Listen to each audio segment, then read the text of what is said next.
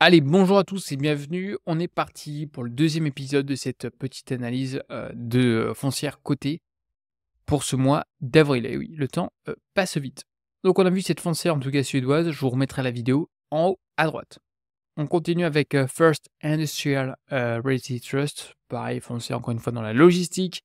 Très belle foncière, mais bon, comme vous pouvez voir graphiquement, j'attends qu'on vienne toucher cette petite droite en vert avant de prendre une potentielle position. Mais très belle entreprise, pour moi, à ce jour, c'est quand même un peu cher. Gessina. Gessina, très belle boîte française sur du bureau, et oui, sur du bureau parisien prime. On a vu qu'il y a différentes entreprises, il y avait Gessina qui était sur des bureaux de qualité prime, notamment dans le QCA, avec une demande, hein, faut dire ce qui est. Vraiment une très très belle foncière cotée en France, donc une SIC. Je vous ai également présenté à l'inverse, un petit peu même à l'opposé, une petite boîte qui s'appelle Inea et qui est principalement sur du bureau, mais la stratégie est un petit peu à l'opposé, sur des bureaux, dans les 10 plus grandes métropoles, de France. Voilà, principalement. C'est-à-dire qu'on est sur du bureau plutôt sur les métropoles en France et on est sur du neuf. Donc on a un patrimoine qui est absolument pas vétuste, hein, donc la stratégie a marché quand même depuis plusieurs années. Donc je vous renvoie également mes vidéos sur ce sujet. Donc très belle, boîte Inea, c'est absolument pas connu, hein, il y a 8 de rendement et on paye ça vraiment pas très cher, hein. Alors maintenant, on va parler donc de Gessina, donc c'est français, donc évidemment le logiciel du mal, encore une fois, puisqu'on est sur l'EPRA, l'autre on est sur des price FFO, donc c'est pas évident au niveau de la valorisation. Mais ceci étant, voilà, on est quand même sur des niveaux de, allez, 2011 et de 2008-2009, voilà, ça corrige. Les résultats sont pas mal, mais on a un taux de vacances qui augmente progressivement. Je pense que ça peut continuer de baisser, compte tenu de la conjoncture, de la France et de la typologie, de la caisse d'actifs qui, bah, voilà, tout le monde crache un petit peu sur les bureaux, hein, encore une fois, c'est comme les centres commerciaux. Je pense pas que les centres commerciaux vont disparaître, c'est même une certitude, comme les, bureaux. Mais comme d'habitude, il faut avoir des actifs de qualité. Donc on paye ça pas très cher, on est sur un support technique qui est intéressant. Voilà, on a rebondi à peu près à 80, 83. Ça nous fait un petit dividende de 6,33, ce qui est quand même intéressant. On paye ça à peu près 13 fois. C'est pas non plus, ça reste cohérent, c'est pas non plus extrêmement cher. Voilà, price FFO, voilà, 13,30. Donc c'est pas si cher que ça au niveau des price FFO, hein. 30 sur du bureau, sur du prime à Paris. Ça repartira quoi qu'il arrive, hein, faudra forcément des entreprises. Mais je pense qu'on peut encore baisser, hein, ça en tant qu'investisseur, on veut toujours payer le moins cher possible.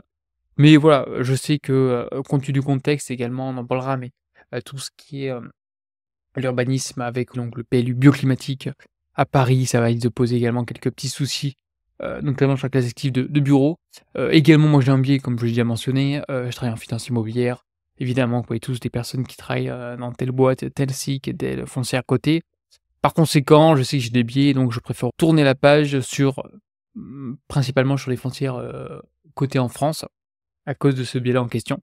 Et on a également de très belles, foncières américaines. Mais encore une fois, ceux qui souhaitent être, je vais pas vous dire à la place de PDSCPI, hein, vous me posez la question entre une SCPI et du Gessina, si vous voulez être investi sur du bureau, mais allez-y sur Gessina à 110.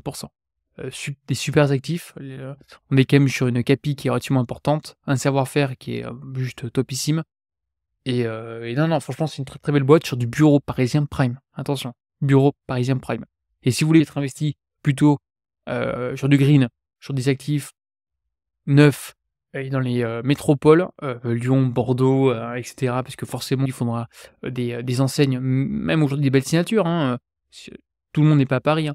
Et il faudra plutôt partir du côté d'Inea et dernier point, côté ICAT, c'est, je trouve que le portefeuille, une fois, c'est mon avis, je suis pas un CGP, je suis pas un expert, hein, de l'immobilier, mais je trouve que le portefeuille est de moins bonne qualité, que Gecina, ça c'est sûr.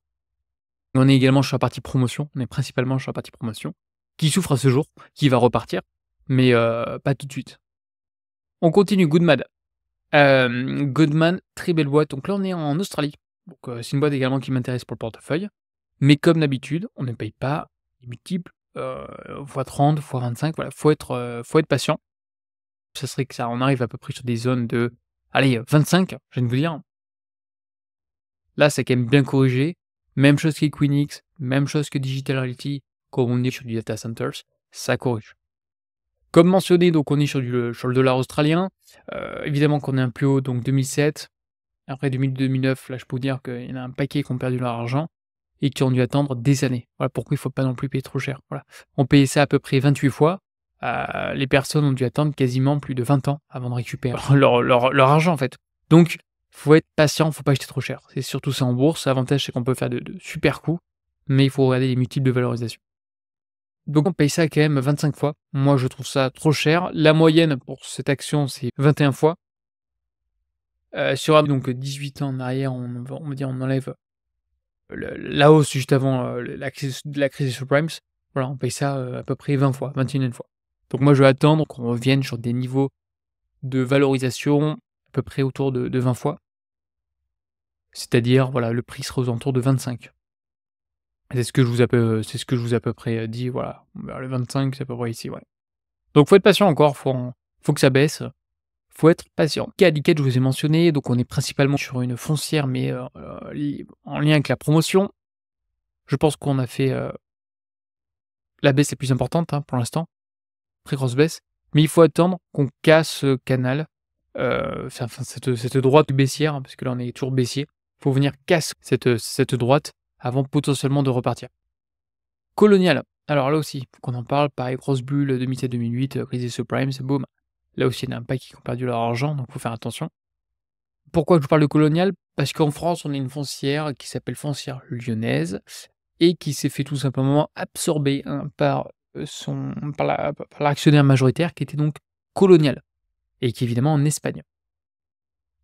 Française Lyonnaise, on était sur du bureau, pareil, à peu près comme, Gecina, je viens de vous dire, vraiment sur des actifs de qualité. Très belle foncière, franchement très, très belle foncière. Moi, j'aime bien également.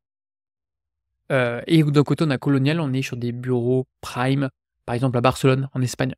Donc, à voir comment vont évoluer les choses. Mais en tout cas, moi, ça m'intéresserait d'être investi en Espagne. Pour diversifier mon portefeuille. L'Espagne, a priori, ça se passe plutôt bien. Également, les bureaux à Paris de Foncière Lyonnaise sont de belle qualité. Donc, il faut attendre tout simplement un niveau de valorisation qui est intéressant. Donc, à suivre, voilà, on suit, dès qu'on tape encore une fois cette droite, cette petite résistance, ça repart gentiment. À suivre au cours du temps. Voilà, à suivre, mais pas tout de suite, encore une fois, pour ma part. Mais très belle boîte, je vous conseille éventuellement de vous renseigner, si cela, vous intéresse. IPPR, alors là, on était sur du cannabis, hein. Je sais qu'il y en a qui ont joué un petit peu cette foncière en question. Pourquoi? Parce qu'on est très bien positionné, hein. À chaque fois qu'on est tombé sur cette résistance, on a rebondi, en fait, à chaque fois et on a un très gros dividende. Ceci étant, les fondamentaux, sont pas exceptionnels, mais c'est la petite poche, j'ai envie de vous dire, spéculative. Pour ma part, j'évite la poche spécu parce que je sais qu'il y a vraiment de personnes qui suivent mes positions, ça fait partie du jeu. Par conséquent, j'ai pas envie d'avoir une position où certaines personnes me suivent, mais ne savent pas trop dans quoi et c'est un petit peu risqué. Donc comme d'habitude, en la corrélation, gain-risque, il y a un risque, mais on peut potentiellement récupérer, va avoir un retour sur investissement sur cette foncière, assez intéressante. D'une part pour le rendement, plus l'appréciation. InterRent, j'en ai déjà parlé également, foncière canadienne, très belle foncière canadienne sur le résidentiel. Bon, on a quelques problèmes aujourd'hui sur le résidentiel au Canada, ça se paye quand même assez cher. On a eu donc, un retournement de situation, mais il faut attendre vraiment que ça casse encore une fois cette oblique baissière, avant de repartir. Mais, voilà, j'attends, je vais voir comment ça corrige. Si on arrive à des niveaux de valorisation autour de, allez, 18-17 fois, je pense que je prendrai position sur cette foncière, car les fondamentaux sont très bons. Clépierre, on est sur donc on est en France, on est sur du, retail, on est sur du centres commerciaux.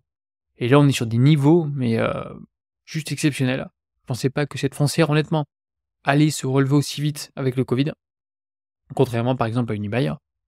Donc là, franchement, on est sur des niveaux, relativement importants, on paye ça quasiment 18 fois. Jamais, je n'irai, sur ce genre de valorisation et très belle foncière. Les actifs en France, bon, sont moyens. Par contre, les actifs et centres commerciaux à l'étranger sont juste topissimes. Très bien gérés en France, je pense que c'est la foncière la plus intéressante sur les centres commerciaux. C'est la SIC avec les meilleurs fondamentaux, en termes de dette, en termes de gestion. Très, très belle boîte. Mais à ce jour, vous pouvez voir, voilà, on est sur des sommets, sur des records, donc on n'achète pas au plus haut, comme d'habitude. Lamar Advertising, donc là, on est sur des panneaux, pareil de publicité. On est quand même sur des niveaux assez importants. Pareil, j'attends que ça corrige pour arriver aux alentours des 90. Mais boîte assez intéressante, bon, qui risque mal malheureusement en crise. C'est normal, c'est la publicité, lorsque tout le monde, quand ça va pas très bien, forcément, le marketing, c'est pas la chose la plus importante. Mais une boîte assez intéressante, gros dividende, lorsqu'on arrive à peu près aux alentours de 80, il y a quelque chose à jouer. Land Securities, je crois que de tête, c'est, en Angleterre. Gros dividende, généralement lorsque les cours de bourse évoluent très peu, c'est qu'on a un très gros dividende. Là, je sais qu'on a un très gros dividende sur celle-ci. C'est pas une boîte qui m'intéresse spécialement, hein, je viens de vous dire. Donc Land Security, on est quand même sur un dividende à 7,43%. Au niveau de la dette, c'est pas si mal que ça, on est en Angleterre.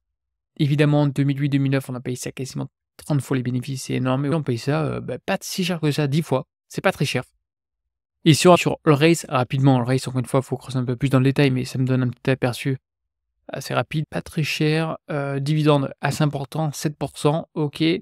Put ratio, bon, 80, ça commence à être limite. Croissance plutôt faible, autrement, sur les 3 dernières années, quasiment du 11%, c'est relativement important. Et après, on a un problème, voilà, on a un problème peut-être de croissance, il n'y a pas beaucoup de croissance, je viens de vous dire. Occupancy, 95, OK. Non, les fondamentaux sont plutôt cohérents et on est sur du diversifié, on doit être principalement on est sur la logistique, c'est sûr.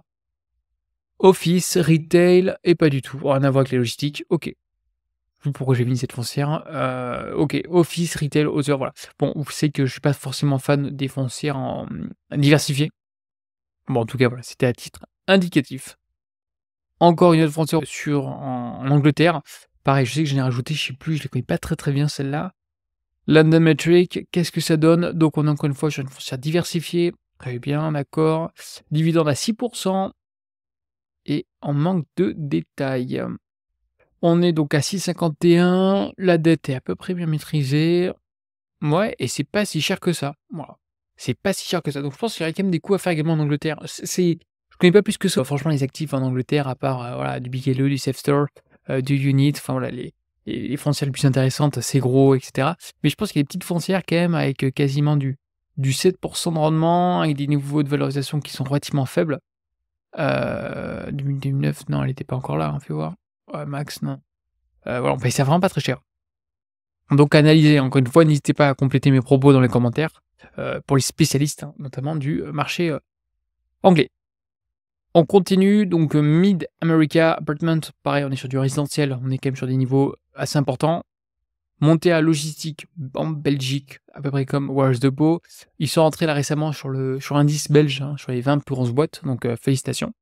Comme Warehouse Depot, qui est une capi qui est quand même plus importante. Et ils sont quand même fortement développés en France. Donc très belle boîte, très bien gérée. Alors, la Symbot également, je voulais en reparler puisque j'hésite également à prendre une position. On est sur net rates. C'est quoi? C'est même système, on est sur du free retail comme Realty Income, comme Agree Realty. C'est une boîte avec une IPO qui était récente, hein, depuis 2020. On délivre, on va voir ça de suite, mais on délivre avec un rendement qui est intéressant et on est sur des niveaux de valorisation qui commencent à m'intéresser. Et là, ce qui va être intéressant, c'est on est en train de casser cet oblique, hein. La réponse, c'est est-ce que vraiment on va repartir vers le haut ou non? Voilà, donc ça suit, c'est une très belle foncière, en tout cas que je suis. Donc Netrates, très, très belle foncière. Donc since IPO, c'est-à-dire l'introduction en bourse, voilà, ça fait juste quelques années, hein, même pas, ça fait depuis 2020. On paye ça 12 fois les FFO, hein, à peu près le même prix, un petit peu légèrement inférieur que Realty Income. Mais voilà, c'est beaucoup plus petit, hein, Realty Income, c'est x50. Voilà. Donc gros mastodonte, valeur sûre, ok, dividende mensuel, très bien. Mais si on veut jouer un peu la croissance et de l'agilité, il faut chercher les plus petites boîtes, hein. Comme vous le savez, je suis pas fan des gros mastodontes, moi j'aime bien voir soit des middle, soit des petits, des small, mais encore une fois, il faut avoir de bons fondamentaux. Et celle-ci a de très bons fondamentaux, donc yield, rendement 5,36, donc déjà pas mal. Donc on a quand même de la marge, avant de distribuer, on n'est pas sur des niveaux de 80 par exemple. La croissance par an faible, 1,2, c'est ridicule, je vais vous dire, l'inflation est même plus importante, donc attention. Vous le savez, c'est le plus important, c'est les revenus notamment par action, parce qu'il y a une dilution de l'actionnaire. On a la croissance quasiment à 2 chiffres, même sur la dernière année en 2024, on a fait quasiment plus 4%, mais c'est pas mal. Debt to assets, on est largement en dessous des 40%, donc juste top. Et le locataire le plus important, donc on est à 8,6%. avec un while, de, 10 ans. Donc c'est-à-dire que le bail va potentiellement se renouveler, dans 10 ans. Donc, très belle boîte, une très forte croissance, voilà, le parc continue de se développer et on est principalement aux États-Unis, voilà et donc, non, rien à dire. Très belle boîte, donc j'hésite. Comme vous savez, le top du top, hein, les foncières, de toute façon les meilleures foncières, c'est des valorisations qui sont importantes, hein, comme on a vu lors de la première vidéo. Mais, je me dis 12 fois pour avoir 5 de rendement avec potentiellement une croissance, on est en train de sortir gentiment de cette oblique baissière. Donc je pense que je vais prendre un petit soupçon. Realty, comme vous le savez, j'ai un fonds de portefeuille. Histoire de, voilà, prendre mes petits 5 et un peu plus avec, 1 ou 2 par an de croissance, je vais me faire un petit peu 7-8. C'est quand même plus sympa que rien. Mais voilà, je compte pas, capitaliser sur cette foncière. J'ai pas encore 60 ans, hein, pour ma retraite, 62, 64, 70 même, je viens de vous dire. Donc je cherchais plutôt moi la croissance, voilà. NNN Rate, très belle foncière, comme sur Altincom, c'est à peu près la même courbe. On est, je trouve qu'on est endetté un peu plus que Altincom. Par contre, elle est plus petite, un petit peu plus agile. Mais voilà, belle foncière, dividende depuis pareil plus de 20 ans, très, très belle boîte également. Délivrée depuis 35 ans, pareil en croissance depuis 35 ans, 5,53. Voilà. Ceux qui cherchent du dividende, allez-y sur cette boîte. Niveau de valorisation, c'est intéressant, c'est pas non plus trop cher. Par contre, la croissance, quasiment pas, il y a quasiment plus de croissance. Enfin, je parle en termes de croissance de dividendes et debt to assets, 49, 50, attention, hein, ça augmente fortement depuis des années. Autrement, le reste, rien à redire sur cette foncière, c'est vraiment une foncière de fonds de portefeuille comme Realty Income. Et au niveau de la valo, que je vous montre rapidement, que je pense intéresser pas mal de personnes. Encore une fois, on a connu ça en 2023, la crise du Covid-19 et également en 2008-2009.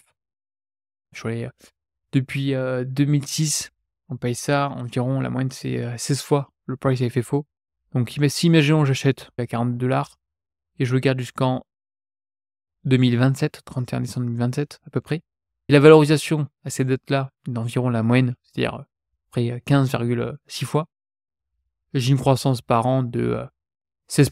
Donc c'est pas mal, hein. Encore une fois, il faut que, en 2027, on arrive à 16 fois le price FFO. Patria Invest, alors on est, grossièrement sur le Blackstone en Amérique latine. Donc intéressant, graphiquement ça donne pas grand-chose, hein, c'est flat. Mais, très belle boîte, les fondamentaux, faudra qu'on en reparle, hein, c'est pas une foncière, hein, je viens de vous dire, je triche un petit peu, mais il y a quand même, en lien avec notamment enfin, il y a quand même quelques liens avec notamment l'immobilier d'infrastructure. Voilà, en tout cas moi ça m'intéresse, on verra ça au moment donné, lorsque on aura des fondamentaux et également graphiquement lorsqu'elle va nous donner aujourd'hui une tendance, on en parlera. Prologis, la plus grosse foncière du monde, hein, c'était petit instant culture G. On est sur la logistique, mais voilà, ça c'est pas encore une fois un petit peu trop cher. J'attends qu'on revienne toucher cette oblique, ce support, cette oblique, de long terme, à ce jour, mais ils en range, hein. C'est-à-dire que depuis donc 2025 jusque depuis 2021, voilà, on est flat, hein, mais il se passe pas grand-chose et on a un dividende qui est plutôt faible, donc on attend. Public storage, on est sur du, stockage. Graphiquement, oui, pourquoi pas, mais comme vous le savez, le stockage aux États-Unis c'est en train de décroître, on a un surplus de stockage. Mais Public Storage est investi sur Shurgard et personnellement, je préfère Shurgard, je pense qu'elle a un potentiel de développement qui est meilleur que Public Storage. La fameuse Realty Income, belle foncière, comme vous le savez, je vais pas la présenter, on est quand même sur des niveaux qui me semblent un peu hauts à ce jour, mais la valorisation est plutôt faible, hein, sur Realty Income. C'est comme, NNN Rate, voilà, on est à peu près sur les mêmes, niveaux de valorisation, hein, comme dans la première vidéo. Je vous remonte rapidement pour ceux qui n'avaient pas vu la première vidéo, voilà, on paye ça 13 fois. Je viens de vous dire, c'est une sorte de SCPI pour moi de meilleure qualité, c'est-à-dire qu'on est sur du triple net, on est, très diversifié et on a environ du 5,50 de rendement, quoi qu'il arrive, en croissance depuis, plus de 30 ans, et qui est versé de manière mensuelle. Voilà. C'est un petit peu la SCPI topissime, je viens de vous dire, cotée en bourse. Donc j'en ai pour ma part, parce que je pense qu'il y aura une correction, donc c'est bien d'avoir un peu de rendement, hein. L'objectif, c'est d'avoir un peu de croissance, un peu de rendement, mais je ne pense pas mettre all-in sur celle-ci, comme d'autres personnes. Réaction dans la vue également lors de ma première vidéo, très belle foncière, mais on est toujours dans un canal baissier, donc attention. CF Store, on est donc sur la logistique, putain, c'est la fatigue. On est, sur du stockage en Angleterre. Donc on est venu quand même fortement corriger et là ça reprend gentiment. Mais personnellement je préfère Bigelow ainsi que Shurgard. Sagax AB, très, très belle entreprise donc en Suède, on peut le mettre dans un PEA. On est principalement sur la logistique, très belle boîte. Moi, ça m'intéresse potentiellement, pour en acheter, hein, mais je trouve qu'on est quand même un peu cher. Voilà, donc à ce jour, on paye ça à peu près, 18 fois, hein. Bon, c'est PER parce qu'on n'est pas sur l'EPRA, si on peut le mettre sur, un livret A, c'est parce qu'elle est pas considérée comme foncière, mais les actifs sous-jacents, c'est vraiment de l'immobilier et c'est une boîte qui est très bien gérée. Voilà, on arrivait sur des niveaux de valorisation quasiment de plus de 40 fois, du délire et là, on arrive sur plutôt une moyenne qui est assez intéressante. Donc pourquoi pas prendre une petite position sur celle-ci? Boîte très bien gérée. On a de tête un LTV qui est assez important, qui passe je crois de 45, moi ma limite je crois que c'est 40 et si vous l'achetez, il faut acheter la série B parce qu'il y a plusieurs séries, voilà, c'est la série B. Attention, parce qu'il y a différents types d'actions sur celle-ci. Donc, essayez de prendre la série B. Pourquoi? Parce qu'il y a plus de liquidité au niveau de la transaction. On continue, c'est gros, on est sur la logistique en Angleterre, la plus grosse foncière en Angleterre. Voilà, donc rien à redire. On est sur un support, boîte, intéressante, pourquoi pas, mais encore une fois, au niveau logistique, il y a énormément, je trouve, d'autres entreprises, de qualité et je préfère encore une fois à ce jour, moi, Warehouse Depot. Shurgard, comme déjà mentionné, on est sur du stockage en Belgique. Très belle foncière, on est sur un support, donc il faut absolument que ça reparte. Je pense que j'en reprendrai moi prochainement, pour lisser ma position. Mais voilà, très belle foncière qui m'intéresse sur du, très long terme. SPG, on est sur du retail, sur des centres commerciaux. Voilà, on est sur des niveaux de valorisation qui sont beaucoup, enfin qui sont trop importants, hein, vous pouvez voir. On est vraiment sur le haut du canal. Donc il faut que ça corrige, hein, boîte intéressante, on a une dette, pour moi qui est vraiment trop importante. Mais des super centres commerciaux et également SPG a une part non négligeable dans Clépierre. Donc si vous voulez investir dans du SPG, comme dans Clépierre, hein, mais ils sont sur des niveaux de valorisation pour moi trop importants, il faut venir qu'on corrige, hein, à minima, 30 à mon avis. Ouais, voilà, de 30 donc il faut attendre, il faut rester patient. Stag Industrial, pareil, on est sur la logistique. Pareil, on attend que ça revienne sur cette oblique en question. Sen Communities, bon les résultats n'ont pas été terribles, je viens de vous dire, on est sur du résidentiel. Bon, résidentiel, je préfère d'autres boîtes, hein, je suis pareil sur le support oblique, hein, depuis des années. Donc pourquoi pas si vous souhaitez diversifier votre, portefeuille. Terreno, c'est, le top du top en logistique, on paye ça vraiment très, très cher et il faut attendre qu'on revienne sur ce petit, sur cette oblique, hein, encore une fois, comme bon nombre de foncières. Mais c'est un petit peu, la Ferrari, j'ai envie de vous dire, de la logistique, hein. Très cher mais, topissime. Unibail. Alors j'en ai déjà parlé un petit peu d'Unibail, vous savez qu'évidemment, je travaille dans l'immobilier en lien avec, la finance immobilière, donc je connais évidemment des personnes qui travaillent par exemple chez Unibail. L'objectif étant, c'est rester neutre, afin de ne pas avoir justement un biais. Je trouve que la boîte pour moi est trop fortement sanctionnée, on paye ça moins de 10 fois les bénéfices, c'est juste, du délire. Clépierre, on paye ça quasiment 18 fois et Unibail, on paye ça quasiment, 8 ou 9 fois, on paye ça 2 fois moins cher. Est-ce que, Unibail doit être, sanctionné, enfin être payé 2 fois moins cher que Clépierre? Personnellement, je pense pas. Je pense pas du tout. Donc très belle boîte, fondamentaux, ces centres commerciaux, je suis pas fan, hein, je vais pas vous mentir. En tout cas, ce qui est sûr, c'est que si on revient corriger vers les 40, on sait jamais de quoi est fait demain, hein, avec, les annonces de Trump, l'inflation, on sait jamais de quoi en tout cas, si on revient vers les 40, je pense que je prends une position, hein, je préfère vous le dire à 40 fois, à 40 €, voilà une petite position, value, hein, sur mon portefeuille, pas croissance, pas quality, value, why not? Unit, on est sur du, résidentiel, sur des résidences étudiantes, donc c'est vraiment pas mal du tout, c'est une boîte qui m'intéresse, mais on paye ça quand même assez cher, hein. De tête, on paye ça assez cher, on paye ça, ouais, les 17 fois le PER. Alors attention, c'est PER, c'est pas le price FFO, faudra regarder dans les comptes de résultats, mais voilà, on paye ça quand même assez cher, je trouve, potentiellement une croissance, voilà, de 3-4, bon, c'est pas non plus énorme, énorme. On a également d'autres boîtes, hein, dans le résidentiel qui sont, je trouve, un petit peu meilleur, mais belle boîte si vous voulez être investi sur du résidentiel en, Angleterre. Vichy, comme vous le savez, on l'a étudié, on est sur du, casino, enfin principalement sur des jeux, pas que, hein, mais bon, voilà, c'est principalement sur, voilà, des casinos avec, les locataires qui représentent plus de 30 me semble-t-il de tête, du NOI. Très belle boîte à dividendes, je pense que ce sera une future, aristocrate du dividende. Plutôt safe sur des baux, de long terme et on est quasiment enfin à l'époque on était à peu près à 5-6. Là, on est quand même une appréciation. C'est pas une boîte qui va forcément s'apprécier, mais on va avoir un dividende de qualité récurrent. Pourquoi pas en fonds de portefeuille? Vonovia du résidentiel en Allemagne, belle boîte, très, très belle boîte qui a cartonné, depuis son introduction en bourse. Covid est arrivé, enfin la Covid est arrivée, la grosse correction. Boîte un peu endettée, mais la croissance, boîte intéressante, j'allais vous dire en tout cas en Europe, si je devais investir dans le résidentiel, ça serait celle-ci. Et à ce jour, on corrige. Voilà, graphiquement, c'est pas joli, hein, j'allais vous dire, on n'investit pas quand c'est baissé comme ça. Surtout que l'immobilier, avec ce qui se passe en ce moment, notamment en Europe, ça peut corriger, assez rapidement. WPC, on l'a déjà vu au préalable, on était sur un support qui était intéressant. On est sur une foncière diversifiée, je suis pas fan, comme je vous l'avais déjà énoncé. Bon nombre étaient intéressés, évidemment, lorsqu'on touche une oblique de support de très long terme, depuis 2008-2009, on est venu rebondir, attention correction, ça peut très bien, on peut très bien redescendre sur cette oblique et repartir par la suite. C'est une question de temps. Et les 2 dernières, WDP comme vous le savez, très belle foncière. Bon voilà, oblique de très long terme, on est venu rebondir et à ce jour, on est rentré, en tout cas, du moins sur une première résistance et puis après gentiment, il va falloir que ça travaille, hein.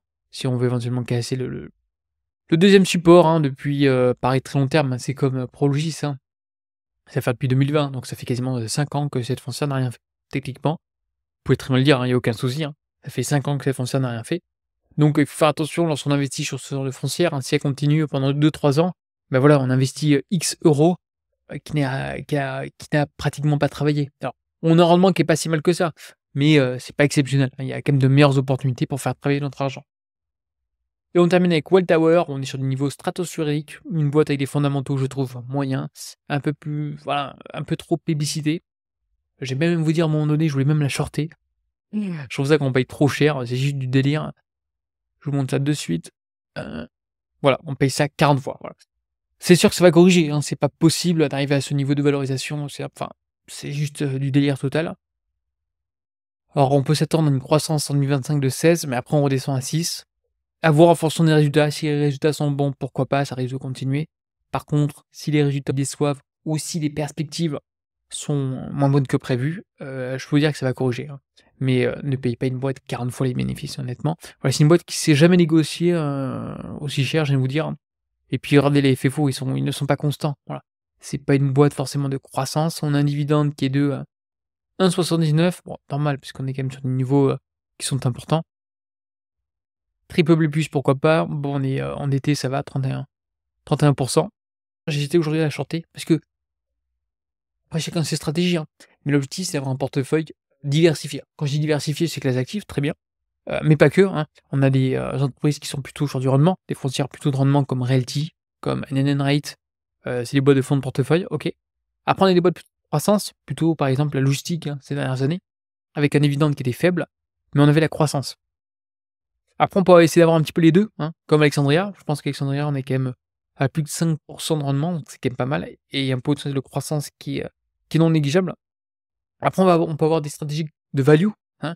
On achète pas cher, comme Unibail, 7 fois ou 8 fois, enfin moins de 10 fois les PRA, c'est vraiment rien.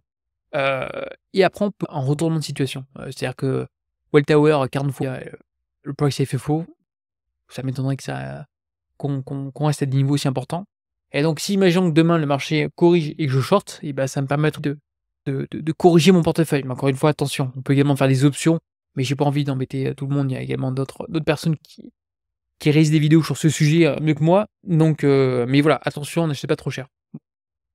Sur ce, la vidéo touche, à sa fin, n'hésitez pas en tout cas à commenter, à liker et à partager. Je vous dis à une prochaine. Allez, bye bye.